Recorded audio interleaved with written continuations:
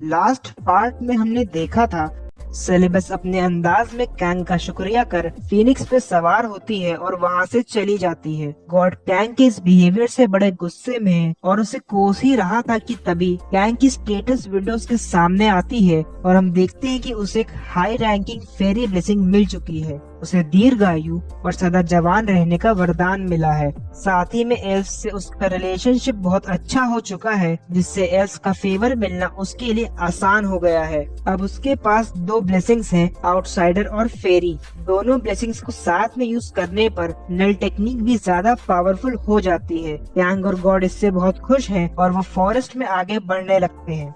दूसरी तरफ हम देखते हैं कि हीरोज एल्सस और एथना के साथ प्रैक्टिकल ट्रेनिंग के लिए फॉरेस्ट में आ चुके हैं, जहां वो आज हंटिंग कर अपने लेवल्स इंक्रीज करने की कोशिश करेंगे। हीरोज हंटिंग के लिए बहुत एक्साइटेड है क्योंकि आज पहली बार उन्हें रियल फाइट करने का मौका मिला है। तभी एक हीरो को स्लाइम दिखता है जिस पर वो अटैक करने की कोशिश करता है। एल्सस और एथेना उसे रोकते हुए बताते हैं कि स्लाइम्स असल में मॉन्स्टर्स नहीं हैं, वो बड़े काम के क्रीचर्स हैं जो इस वर्ल्ड में पेस्ट कंट्रोल करते हैं। स्लाइम्स एक ऐसे क्रीचर्स हैं जो गंदगी खाकर इस वर्ल्ड को साफ रखते हैं। वो डेड बॉडीज को भी चट कर जाते हैं ताकि एरिया में इन्फेक्शंस ना फैले। एल्सस एक्सप्लेन करता है कि हंटिंग में आज हीरोज का टारगेट लेवल 4 नल्स होंगे। हीरोज डर जाते हैं क्योंकि अभी वो लेवल 1 ही है, पर एथना उनका मनोबल बढ़ाते हुए कहती है कि वो बेझिझक फाइट कर सकते हैं। सेंटिस वही मौजूद है जो उन्हें हील कर सकती है, यहाँ तक कि उनके मरने के बाद वो उन्हें वापस जिंदा भी कर सकती है।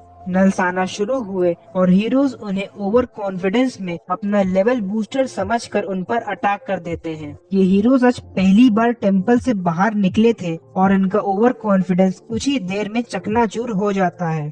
नल्स बहुत पावरफुल है और हमें हर तरफ से चिल्लाने और हड्डियां टूटने की आवाजें आने लगी। हीरोज उनके सामने कुछ भी नहीं कर पा रहे थे। उनकी ये हालत देख एल्सस इंटरफेयर कर सभी नल्स को मार देता है। हीरोज को अब तक एहसास हो चुका था कि ये दुनिया उतनी सुहानी नहीं जितना उन्होंने सोचा था।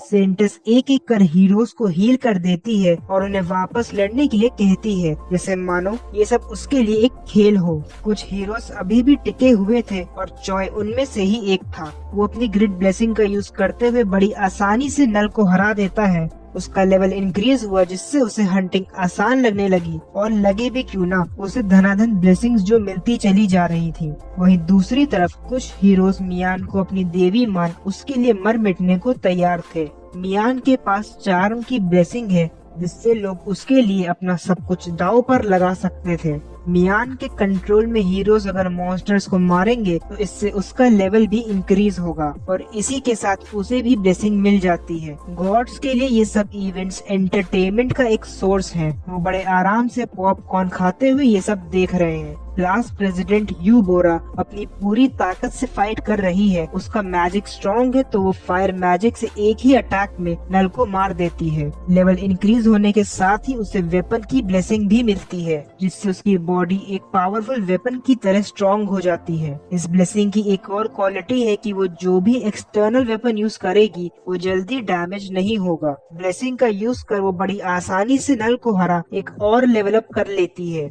जॉय और मियान प्रेसिडेंट को देख एक्साइटेड हैं और उससे अपना कॉम्पिटिटर मान चुके हैं।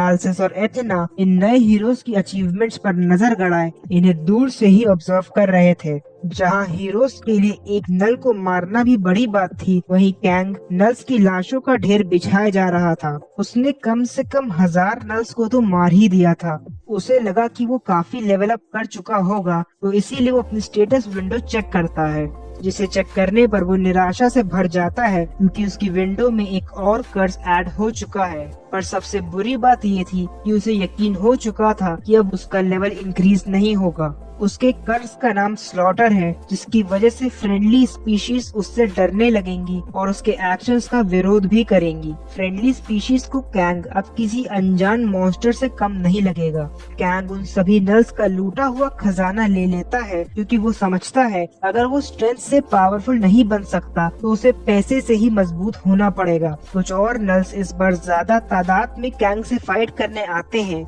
जिनमें एक हाई रैंकिंग नल भी है। कैंग इतने सारे मॉन्स्टर्स पर अपनी पावर आजमाने के लिए बेहद उत्साहित है। उसकी पावर देख मॉन्स्टर्स को भी अब उससे डर लगने लगा था, क्योंकि उसके पास न ही केवल उनके जैसी सेम पावर है, बल्कि स्लॉटर का कर्स भी है जो उसे ज्यादा खतरनाक बनाता है। आगे हम देखते हैं कि हीरोज की ट्रेनिंग जारी है और कई हीरोज मॉन्स्टर्स से डर कर वापस टेम्पल भाग चुके हैं। उन पे खर्च होने वाले पैसे अब इन बचे हुए हीरोज की ट्रेनिंग में यूज होंगे। एक बात जो हमें पता चलती है कि इस वर्ल्ड में हीरोज की कोई कदर नहीं है, उनकी ब्लेसिंग्स ही उन्हें खास बनाती हैं। तो जिसके पास जितनी ज्यादा और अच्छी ब्लेसिंग्स होंगी, उसका उतना ही सम्मान किया जाएगा। एक नाइट घबराते हुए रिपोर्ट करता है कि फॉरेस्ट में लेवल 5 नल देखा गया है। सेंटेस सोचती है कि उनके पास भी कुछ लेवल 5 हीरोज हैं और इसे बेस्ट अपॉर्चुनिटी समझकर वो हीरोज को एल्सस के साथ मॉन्स्टर से फाइट करने भेज देती है। वो सभी मॉन्स्टर के पास पहुंच चुके हैं,